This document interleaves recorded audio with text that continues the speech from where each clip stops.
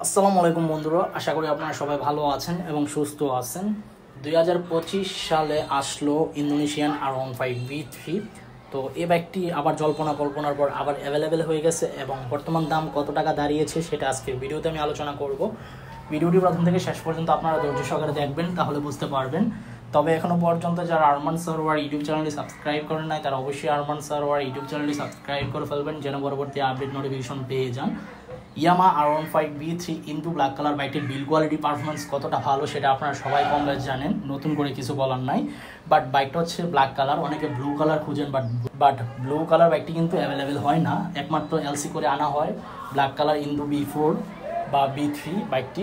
আর Indian বাইকের মধ্যে blue 2 হয়, but Indian B3 blue colour বা আদার্স অন্য কোনো কালারই অ্যাভেলেবেল নাই, মার্কেট আউট করে দিয়েছে। তো বর্তমানে যারা ইন্দোনেশিয়ান R15V3 2025 সালের দামে ক্রয় করতে চান, দাম এখন বাড়তি, আগে যে দাম ছিল এই দামে এখন ক্রয় করা যায় না। এখন আস্কিং প্রাইস চলতেছে 6,20,000 টাকা আস্কিং প্রাইস। কত টাকা আস্কিং প্রাইস চলতেছে? 6,20,000 টাকা আস্কিং প্রাইস চলতেছে ইন্দোনেশিয়ান R15V3 বাইকটি।